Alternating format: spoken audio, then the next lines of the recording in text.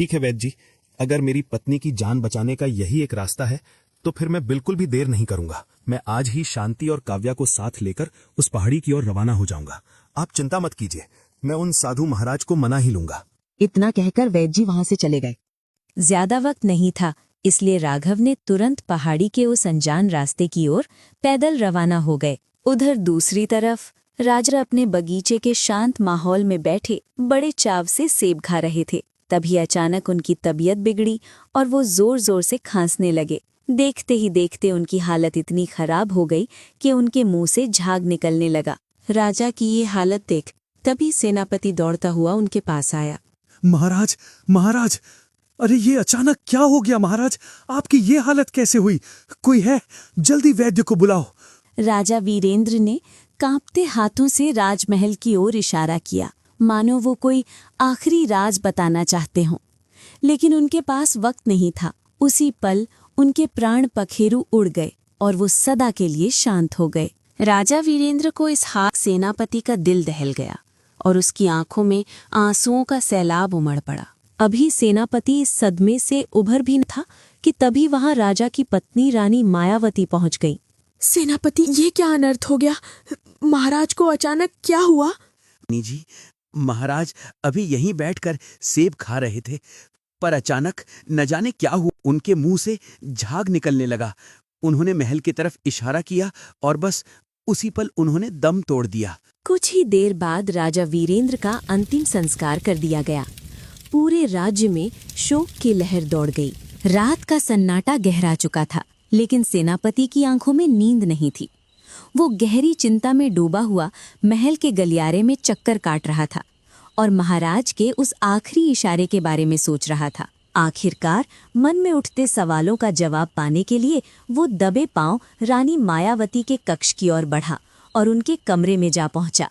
महारानी, महाराज को किसी ने साजिश करके मारा है। उनके बिना राज्य अनाथ हो गया है। इस समय राज्य को एक नए राजा या रानी की जरूरत है। आप गद्दी संभाल लीजिए, हम सब आपके साथ हैं। ये आप कैसी बातें कर रहे हैं सेनापति? अभी कुछ ही देर पहले मेरे पति का देहांत हुआ है। मेरा दुख अभी कम भी नहीं हुआ और आप चाहते हैं कि मैं राजपाट की चिंता करूं और शासन संभाल लूं? महारानी, ये मेरी जिद नहीं बल्कि मजबूरी है।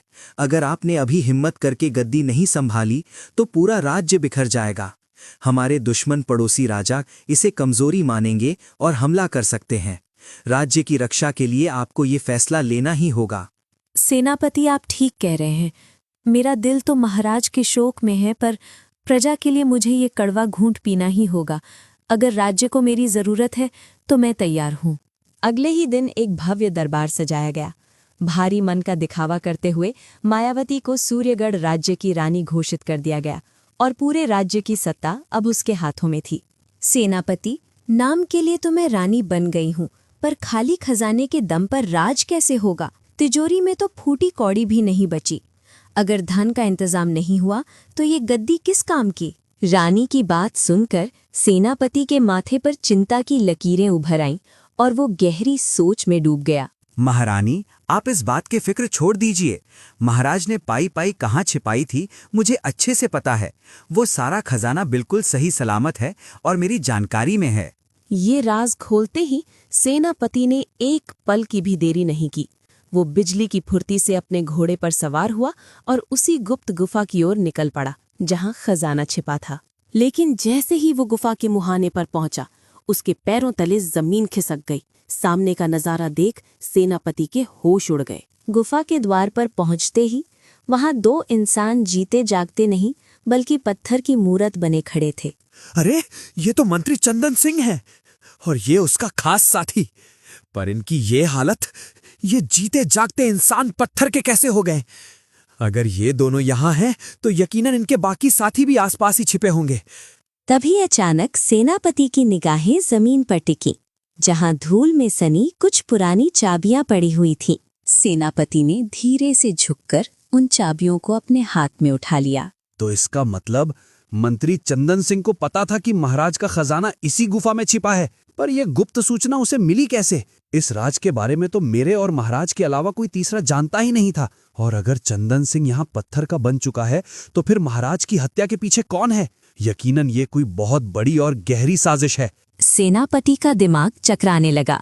उसके मन में कई अनसुलझे सवाल उठने लगे, जिनका जवाब मिलना अभी बाकी था। कुछ पलों की कश्मकश के बाद उसने चाबियां संभाली और अपने घोड़े पर सवार होकर सीधा महल की ओर रवाना हो गया। दूसरी तरफ राघव अपने परिवार के साथ उस खौफनाक जंगल के करीब आ पहुंचा, ठीक वहीं जहां वो पुरानी कुटिया बनी हुई थी। क्या ये वही कुटिया है जिसका पता वैद्य जी ने दिया था? लग तो ऐसा ही रहा है कि ये वही जगह है। तभी कुटिया से एक महात्मा बाहर आए और राघव पर नजर पड़ते ही बड़ी रहस्यमयी आवाज में कहने लगे, मेरी आंखें तुम्ही को ढूंढ रही थीं। आओ, आ जाओ। मैं कुछ समझ नहीं पा रहा हूँ महात्मा जी। आखिर आप मेरा इंतजार क्यों कर रहे थे? साधु अपनी गहरी नजरों से राघव को देखने लगे। मुझे माफ करें महात्मा जी, मैं भूल गया था कि आप सब कुछ पहले से ही जान सकते हो। मुझे ज्ञात है कि तुम यहाँ औषधि लेने आए हो। ये जड़ी बूटी तुम्हारी पत्नी को नया जीवन दे सकती है, लेकिन इसे पाने के लिए तुम्हें मेरी 3 पहेलियों का सामना करना होगा। मैं कुछ समझा नहीं महात्मा जी। मुफ्त में मिली वस्तु का कोई सम्मान नहीं करता। तुम्हारी बुद्धि ही तुम्हें ये औषधि दिला पाएगी। याद रखना, एक भी गलत जवाब तुम्हारी हार होगी। न औषधि मिलेगी और न ही तुम अपनी पत्नी को बचा पाओगे। ठीक है महात्मा जी, मुझे आपकी शर्त मंजूर है, मैं तैयार हूँ। तो सुनो, मेरा पहला सवाल सूर्य का रहस्य है। अगर कभी सच बोलने का मतलब अपनों के ही खिलाफ खड़ा होना हो, तो क्या तुम उस सत्य का साथ दोगे? जी हाँ, क्योंकि सत्य ही वो मशाल है जो प्रेम की राह को पवित्र और सच्चा बनाती है। जैसे ही राघव ने उत्तर दिया, महात्मा के मस्तक पर अंकित सूर्य का प्रतीक अलौकिक तेज के साथ चमक उठा। उचित है। अब मेरा दूसरा सवाल कमल का रहस्य है। क्या तुम्हारे भीतर उस इंसान को माफ करने का साहस है जिसने भरी सभा में तुम्हारा अपमान किया हो? बिल्कुल, क्योंकि मेरी माँ की सीख यही है कि करुणा ही सबसे बड़ा धर्म है, इसलिए मैं उसे अवश्य क्षमा करूंगा। अंतिम सवाल, त्रिशूल का रहस्य।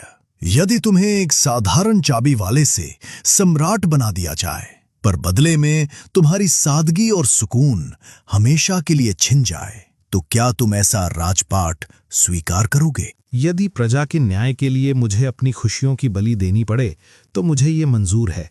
मैं अपने साधारण जीवन का मोह त्याग दूंगा महात्मा, और मैं प्रजा के लिए राजपाट स्वीकार कर लूंगा। राघव के मुख से ये शब्द निकलते ही महात्मा की हथेलियों के बीच सतरंगी किरणों का घेरा बना और उसमें से एक दिव्य जड़ी बूटी प्रकट हो गई। ये लो, इस औषधि से तुम्हारी पत्नी का स्वास्थ्य लौट आएगा। तुम्हारी बुद्धिमानी ने इन तीनों चुनौतियों को जीत लिया है। इसी दिव्य जड़ी बूटी के स्पर्श से तुम उस रहस्यमयी गुफा के उन जटिल द्वारों को भी खोल सकोगे जिन्हें वे 3 अहंकारी नहीं खोल पाए और अपनी नादानी के कारण पत्थर के बुत बन गए। राघव, भाग्य के द्वार तुम्हारे लिए खुलने वाले हैं। नियति ने तुम्हारे लिए एक बड़ा मार्ग चुना है। बस इतना समझ लो कि आने वाला समय तुम्हें इस साम्राज्य के सिंहासन पर बिठाने वाला है। राजा, आप ये क्या कह रहे हैं महात्मा? मैं तो केवल एक साधारण चाबी वाला हूँ। जब डाकुओं ने तुम्हें घेरा था, तब वहां एक चौथी नकाबपोश भी मौजूद थी। मुझे पता है कि तुमने उसे पहचान लिया था, पर अपनी चतुराई से तुमने ये राज प्रकट नहीं होने दिया। क्या मैं गलत कह रहा हूँ राघव? सत्य है महात्मा जी, वो नकाबपोश कोई और नहीं बल्कि मंत्री चंदन सिंह था। वही चंदन सिंह जिसे महाराज रतन सिंह ने राजद्रोह के अपराध में अपमानित कर राज्य की सीमाओं से बाहर कर दिया था। बिल्कुल। अब जरा सोचो कि वो चौथी नकाबपोश कौन थी? वही असली षड्यंत्रकारी है, क्योंकि उस गुफा के खजाने का भेद केवल राजा रतन सिंह और सेनापति को ही पता था। यदि सेनापति वफादार हैं, तो फिर चंदन सिंह तक वो राज कैसे पहुंचा? आखिर कौन है वो जिसने राज्य के साथ विश्वासघात किया? राघव ख्यालों में खो गया और तभी बिजली की तरह उसकी याददाश्त में एक जोरदार झटका दिया। अब मैं सारा खेल समझ गया महात्मा जी। इंसान अपने दिल का गहरा राज या तो अपनी जन्म देने वाली माँ को बताता है या फिर अपनी अर्धांगिनी को। बिल्कुल सही। तुम हकीकत के करीब पहुंच गए हो। तुम्हारी यही समझदारी तुम्हें एक दिन सिंहासन पर बिठा देगी। राघव, अब महाराज वीरेंद्र सिंह इस दुनिया में नहीं रहे। बहुत जल्द पूरे राज्य में एक बड़ी घोषणा होने वाली है। कैसा ऐलान? महात्मा जी, आप किस ओर इशारा कर रहे हैं? घोषणा ये होगी कि जो भी उस रहस्यमयी गुफा का द्वार खोलेगा उसे मुंह मांगा इनाम दिया जाएगा। राघव, उस गुफा को केवल तुम ही इस जड़ी बूटी की शक्ति से खोल सकते हो। जब तुम ये खबर सुनो तो सीधे राजमहल जाना और सेनापति के सामने शर्त रखना। तुम खजाना निकाल दोगे, पर बदले में तुम्हें राज्य का शासन चाहिए। सेनापति तुम्हारी बात मान लेगा। बस याद रखना, तुम्हें उस असली गद्दार को उसके अंजाम तक पहुंचाना है। जाओ पुत्र, अब तुम्हारा समय आ गया है। जाओ। जड़ी बूटी और साधु का आशीर्वाद लेकर राघव अपनी पत्नी और नन्ही बेटी के साथ वापस अपने आशियाने की ओर चल पड़ा। घर पहुंचकर राघव ने बड़े विश्वास के साथ वो दिव्य औषधि अपनी पत्नी को पिलाई। समय का पहिया घूमा और कुछ ही दिनों में उसकी पत्नी पूरी तरह सेहतमंद होकर अपने पैरों पर खड़ी हो गई। उधर सेनापति ने गुफा खोलने की हर मुमकिन कोशिश कर ली, पर लोहे का वो भारी द्वार हिला तक नहीं। उसकी सारी ताकत और तरकीबें नाकाम रहीं। हार मानकर सेनापति ने पूरे राज्य में ढोल पिटवा दिए। सुनो सुनो सुनो, जो कोई भी पास वाले जंगल की उस मायावी गुफा का ताला खोलेगा उसे राज दरबार से शाही खजाने से एक बड़ा हिस्सा इनाम दिया जाएगा। महात्मा जी की बातें तो पत्थर की लकीर साबित हुईं। अब वक्त आ गया है कि मैं उस जिम्मेदारी को पूरा करूं जिसका आदेश उन्होंने मुझे दिया था। थोड़ी ही देर में राघव राजमहल राज दरबार में पहुंचा। महल के भीतर रानी मायावती ऊंचे सिंहासन पर विराजमान थी और सेनापति गहरी चिंता में उनके पास खड़ा था। मैं उस रहस्यमयी गुफा के द्वार खोल सकता हूं और सारा खजाना आपके सामने ला सकता हूं। इस काम के लिए हमने नामी गिरामी योद्धाओं और जानकारों को बुलाया, मगर अफसोस कोई उस गुफा का पहला द्वार तक नहीं हिला सका और जान के डर से दुम दबाकर भाग गया। क्या तुम जानते हो कि तुम कितनी बड़ी चुनौती को हाथ लगा रहे हो? मैं सब जानता हूं सेनापति जी, फिर भी मैं उस गुफा का द्वार खोल दूंगा, मगर मेरी एक शर्त है। शर्त? एक साधारण चाबी वाला होकर तुम राजमहल के सामने शर्त रख रहे हो? बताओ, कैसी शर्त है तुम्हारी? यदि मैं उस गुफा के तीनों द्वारों को खोलने में कामयाब रहा तो मेरी बस एक ही मांग है। आपको मुझे इस राज्य का राजा स्वीकार करना होगा और इस सिंहासन की बागडोर मेरे हाथों में सौंपनी होगी। ये क्या बेहूदगी है? होश में तो हो। मैं मानती हूँ कि राज्य का खजाना खाली है और हमें धन की सख्त जरूरत है, पर इसका मतलब ये नहीं कि कोई भी ऐरा गैरा आकर सिंहासन पर बैठ जाए। जो खजाना लाएगा वो इनाम पाएगा, राजा नहीं बनेगा। हमें तुम्हारी ये शर्त किसी भी कीमत पर मंजूर नहीं है। ठहरिए महारानी, तनिक मेरी बात पर विचार कीजिए। इस चाबी वाले को अपनी किस्मत आजमाने दीजिए। मुझे पूरा विश्वास है कि ये भी उन द्वारों को रत्ती भर नहीं हिला पाएगा। जब ये द्वार खोल ही नहीं पाएगा तो इसकी शर्त पूरी होने का प्रश्न ही नहीं उठता। आप बेफिक्र रहिए, ये बस एक खाली चुनौती है। कुछ देर बाद रानी मायावती और सेनापति उस खौफनाक गुफा के द्वार पर खड़े थे। सबकी नजरें राघव पर टिकी थीं कि वो इस नामुमकिन काम को कैसे अंजाम देगा। राघव ने फुर्ती दिखाते हुए जड़ी बूटी को चाबी से बांध दिया और लोहे के उस विशाल द्वार की ओर बढ़ा। राघव ने चाबी घुमाई और पहला दरवाजा खुल गया। रानी और सेनापति दंग रह गए। सेनापति और रानी मायावती सैनिकों के साथ गुफा के अंदर दाखिल हुए। अंदर जाते ही सामने पत्थर की एक और मूरत खड़ी थी। महारानी, ये तो मंत्री चंदन सिंह का दूसरा साथी है। राघव ने दूसरा और तीसरा द्वार भी खोल दिया। फिर खजाने का बक्सा उठाकर वो गुफा से बाहर निकल आया। ये आखिर तुमने ये सब कैसे कर दिखाया? सेनापति, मुझे आपसे एक बहुत ही जरूरी बात कहनी है। बताओ, कैसी बात बताना चाहते हो? जरा सोचिए, महाराज ने ये बक्सा गुफा में छिपाया था और इसके तीनों द्वारों का राज सिर्फ आपको और महाराज को पता था। फिर मंत्री चंदन सिंह को इसकी भनक कैसे लगी? हाँ, यही बात तो हमें भी परेशान कर रही है। मंत्री चंदन सिंह को ये बात किसी और ने नहीं, खुद रानी मायावती ने बताई थी। यहाँ तक कि महाराज की हत्या की साजिश भी रानी ने ही रची थी। राघव ने सारी हकीकत खोल दी कि कैसे उसने डाकुओं का राज जाना और रानी मायावती का असली चेहरा पहचाना। ये सुनते ही सेनापति के पैरों तले जमीन खिसक गई और वो गुस्से में रानी को घूरने लगा। महारानी, आपके माथे का ये पसीना ही गवाही दे रहा है कि इस चाबी वाले की एक एक बात सच है। ये सत्य नहीं है। अब सारा माजरा समझ आया। महाराज ने मरते वक्त महल की तरफ जो इशारा किया था वो आपकी ओर ही था।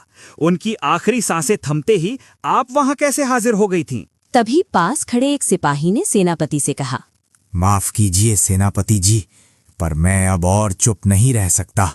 मैंने खुद अपनी आंखों से देखा था कि महारानी ने महाराज को सेब खाने को दिया था। उसे खाते ही महाराज के मुंह से झाग निकलने लगा। मैं डर के मारे चुप था, पर अब सच सामने आना ही चाहिए। कैद कर लो इस धोखेबाज रानी को, अभी गिरफ्तार करो इसे। सैनिकों ने तुरंत रानी मायावती को बंदी बना लिया। मैं एक साधारण गरीब घर की औरत थी। मैंने सिर्फ सत्ता के लालच में महाराज को अपने प्रेम जाल में फंसाया।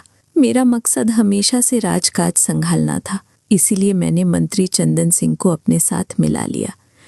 पर चंदन सिंह की पोल खुल गई और महाराज ने उसे राज्य से निकाल दिया। जब खजाना गुफा में छुपाया गया तो महाराज ने वो राज मुझे बता दिया। मैंने बिना देर किए चंदन सिंह को खबर भिजवाई कि गुफा के द्वार खोलकर खजाना लूट ले। पर मुझे क्या पता था कि वो गुफा मायावी है। उसी माया के कारण चंदन सिंह और उसके साथी पत्थर की मूर्तियां बन गए। मैं रानी का कबूलनामा सुनने के बाद सेनापति धीरे से मुड़ा और राघव की ओर देखते हुए बोला, राघव, तुम्हारी चतुराई की वजह से ही आज ये खतरनाक साजिश नाकाम हुई है। ना सिर्फ तुमने धोखेबाजों का पर्दाफाश किया, बल्कि राज्य की खोई हुई अमानत भी वापस ले आए। मैं आज तुम्हें इस राज्य का उत्तराधिकारी और नया राजा घोषित करता हूँ। अब इस विश्वासघाती रानी की किस्मत का फैसला भी आपके ही हाथों में है। कुछ ही पलों में दृश्य बदल गया। अब राघव राजसी ठाट बाट के साथ सिंहासन पर विराजमान था और कल तक हुक्म चलाने वाली रानी मायावती आज एक अपराधी की तरह उसके सामने खड़ी थी। बहुत बड़ा गुनाह किया है, माफ करना, पर अब तुम महारानी नहीं रही, सिर्फ मायावती हो। तुमने जो पाप किया है उसकी सजा भी वैसी ही होगी। मैं तुम्हें उम्र कैद की सजा सुनाता हूं। तुम जीवन भर काल कोठरी की अंधेरी दीवारों के बीच कैद रहोगी, ताकि हर पल तुम्हें अपनी करनी पर पछतावा हो। तुम घुट घुट कर जियोगी और कभी सूरज की रोशनी नहीं देख पाओगी। सैनिकों, ले जाओ इसे। वक्त बदला और राजा राघव ने अपने परिवार को भी ससम्मान महल में बुला लिया। अब उनकी गरीबी के दिन पीछे छूट चुके थे। इस तरह अपनी बुद्धि और साहस के बल पर एक साधारण सा गरीब चाबी वाला राज्य का न्यायप्रिय राजा बन गया। सत्य और न्याय की जीत हुई